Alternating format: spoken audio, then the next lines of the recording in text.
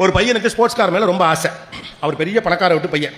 அவங்க அப்பாவுக்கு வந்து ஒரு ஸ்போர்ட்ஸ் கார் வாங்கி கொடுக்கலாம் சாதாரண விஷயங்க, ரொம்ப சாதாரண விஷயம். அவ்வளோ பெரிய பணக்காரர். அவன் என்ன பண்ணுறான், அவங்க அப்பா கிட்ட ஒரு ஸ்போர்ட்ஸ் கார் கேட்குறான்.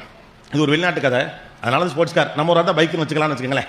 ஒரு ஸ்போர்ட்ஸ் கார் கேட்குறது. அப்போ அவர் சொல்கிறாரு, நீ இந்த டிகிரியை நல்லபடியாக படித்து முடிச்சுட்டு என்னைக்கு அந்த பட்டத்தை வாங்கி கொண்டு வருகிறாயோ அன்றைக்கு உனக்கு ஸ்போர்ட்ஸ் கார், இது என் உறுதி அப்படின்னு சொல்கிறார். பையனுக்கு நம்பிக்கை வந்துருச்சு. சரி, அப்பா ஸ்போர்ட்ஸ் கார் வாங்கி தரேன்னு சொன்னார், எங்களுக்காண்டியாவது படிப்போம்னு சொல்லிட்டு கிட்டுக்கிட்டு நல்லா படிக்கிறான். அவன் கண்ணு முழுக்க அந்த ஸ்போர்ட்ஸ் கார் சிகப்பு கலரில் ஒரு வண்டி வந்து வாசல் நிற்கிற மாதிரி அவன் கற்பிதம் பண்ணி கொண்டே இருக்கான். அவன் அந்த கற்பிதம் செய்து கொண்டே இருக்கான். இப்படி தான் அது இருக்கும் அப்படின்னு கணக்கு பண்ணி வரான். 3 ஆண்டுகள் 4 ஆண்டுகள் கஷ்டப்பட்டு படித்து முடித்து விட்டு அந்த பட்டத்தை வாங்கி கொண்டு அந்த அங்கியோடு ஓடி வரான்.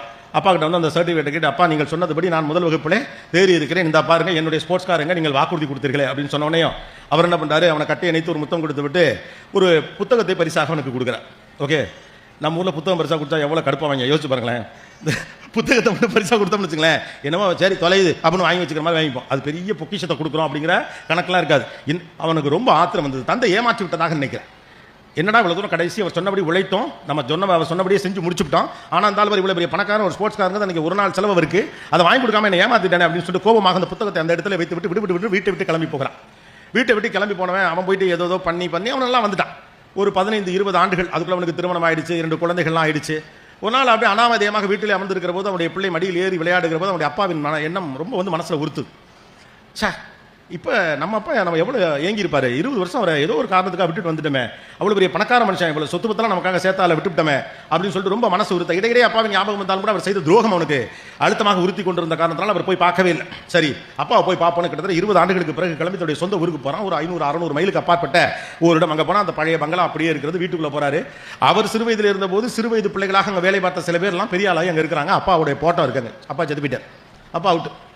ரொம்ப வருத்தமாக இருக்கு. சை, இந்த மனுஷனை விட்டுட்டோமே, ஏதோ ஒன்று ஸ்போர்ட்ஸ் கார் கிடைக்கல, திட்டிருக்கலாம், இல்லாட்டி ஒரு வெயிட் பண்ணிக்கலாம், நீங்கள் வாங்கி தாப்பா தந்தாலும் சண்டை கண்டா போட்டுருக்கலாம், இல்லை அழுதுகிட்டு 2 நாள் கோச்சிட்டு வீட்டை விட்டு வெளியில் போயிட்டு 2 நாள் கழிச்சு திரும்ப வந்துருக்கலாம். இது என்ன மூர்க்கத்தனமான கோபம். ஒரு தந்தை இழந்து விட்டோமே, இந்த மனுஷன் நம்மளை எவ்வளோ தேடி இருப்பார் ரொம்ப வருத்தத்தோடு தந்தையின் பக்கத்தில் நின்று மனம் எதுவும் அப்படி பார்த்துட்டு இருக்க பக்கத்தில் அவர் கொடுத்த அந்த புத்தகம், அவன் கோபமாக வச்சுட்டு போன புத்தகம் அங்கே இருக்கு. அந்த புத்தகத்தை எடுத்து அப்படியே புரட்டிக்கிட்டே தந்தை நினைவுகளோடு பார்த்துக்கிட்டே இருக்கான். அப்படியே புரட்டுறான். அப்படியே புத்தகத்தை வரப்ப கடைசி பக்கத்தில் பார்த்தா அவர் அந்த ஸ்போர்ட்ஸ் கார் வாங்கினதுடைய பில்லு அதில் இருக்கு.